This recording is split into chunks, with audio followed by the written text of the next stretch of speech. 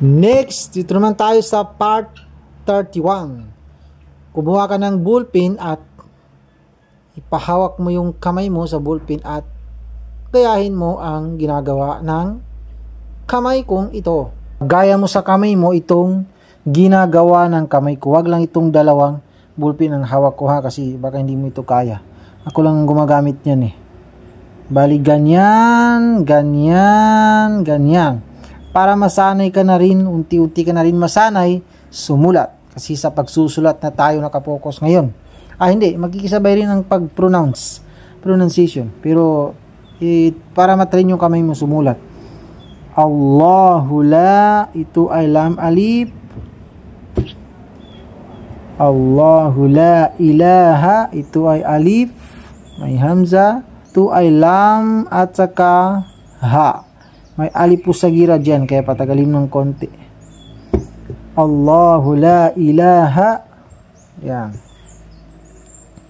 Alif. Lam. Lam alif. May sadda. Allahu la ilaha. Ha. At saka wow. Allahu la ilaha illa huwal hayyul qayyum. Alif, lam, ha. Itong ya na rin ito. Ya na rin kahit na walang tundok kasi may bawel eh. Itong alif fulan. Ito ay alif, lam, qaf, ya at saka wow. Qaf, ya, wow at saka mim. Bali ito ay Allahu la ilaha illa, ganyan. Huwal hayyul qayyum. Yan. Yan. Pansinin mo. Yan.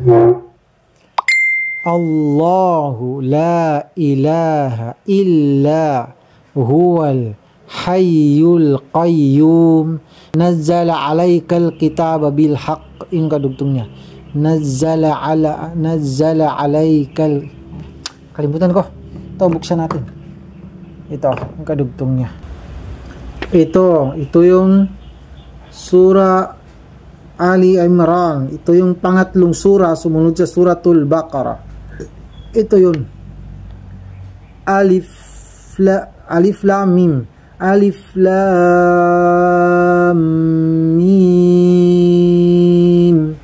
To, pareho lang ng suratul Baqarah. May alif lam mim din sa first verse. Ito yun. Allahu la ilaha illa huwal hayyul qayyum. Ito. Nazzala alaykal kitaba bil haqq. Ito yun.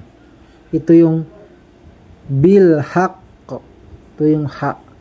Nazzala alaykal kitaba bil haqq. Anong yun? Allahu la ilaha illa huwal hayyul qayyum nazzala alaykal kitaba bil haqq. Yan. Musaddiqan lima baina yadayhi wa anzalat Taurata wal Inzil. Musaddiqan lima bayna yadayhi wa anzalat Taurata wal Inzil.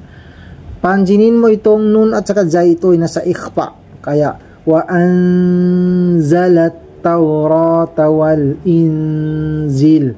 Ganun din itong nun na bumaga ng jim, nasa ikhfa ka pa rin. Kaya wal inzil. Ganun yun. Bali, okay pa, may ba ito? Ito ay min qablu hudal linnas. Mim nun, itong nun ay babangga ng qaf, kaya ikhfa pa rin. Ito yung ikhfa na makapal kapag qaf. Min qablu hudal linnas. Ulitin ko ha, makita mo na ganito, yung tanwin yung bawi niya, kahit may alipulain dyan, hindi may magagamit na patagalin. Dahil tanwin, diretso ka dito sa lam. Kaya hudal linnas. Wa anzalal furqan. Wa anzalal furqan. Ulitin ko ha, ito yung sign na ganito, ito yung sign na pwede kang dumiritso dito, sabi na wa anzalal furqana innal ladhina kafaru bi ayatillah. Pero mas maganda na mag-stop ka dito sa furqan, sa street ng ito kapag ganitong sign. Mas maganda na mag-stop ka dito kapag ganito. Yung isa naman ay mas maganda na dumiritso ka kaysa mag-stop ka. Yan. Ano yung kasama niya? Furqan innal ladhina kafaru bi ayatillah. Innal ladhina kafaru bi ayatillah. Ano ba yung kasama niya? Sigurado na para ganyan hindi ako magkamali. Ganyan. Para hindi ako magkamali. Minsan mapapalaktawa. Ito. Lahum azabun syadid. O ito. Tanwin na bumangga ng shin. Nasa ikhfa ito. Kaya azabun syadid. Lahum azabun syadid. Wallahu azizun duntiqam. Tanwin din na bumangga ng dhal. Nasa ikhfa pa rin. Tapos ito ay nun na bumangga ng ta, nasa ikhfa pa rin. Kaya pansinin mo kung paano ko bigkasin yan sila. Wallahu azizun dhuntiqam. Yan, yun. Huwag natin damihan. Allahu la ilaha illa huwal hayyul qayyum. Pansinin mo yung pinagkaiba ng ha at saka ha kung paano ko bigkasin. Huwal hayyul. Kung sabihin natin na huwal hayyul ay pareho lang itong ha sa ito. Kaya magkaiba ito. Kung sabihin natin na huwal hayyul ay itong ha ay ginawa nating ha na ganito. Kaya pansinin mo yung pinagkaiba. Allahu la ilaha illa huwal hayyul qayyum. Nazzala alaykal kitaba bil haqq. Musaddiqan lima bayna yadayhi wa anzalat tawrata wal inzil. Min qablu hudal lin Mali. Ito ay bilagon na. Bilagon na ito, tanwin na binangga ng lam. Kaya hindi tayo pwede mag-stambe dito sabi na hudalin. Hindi. Dito lang pwede magtambay kasi ang nun at saka mim kapag may sada ay magtambay ka dyan ng saglit. Min qablu hudalin nasi wa anzalal furqan. وأنزل الفرقان إن الذين كفروا بآيات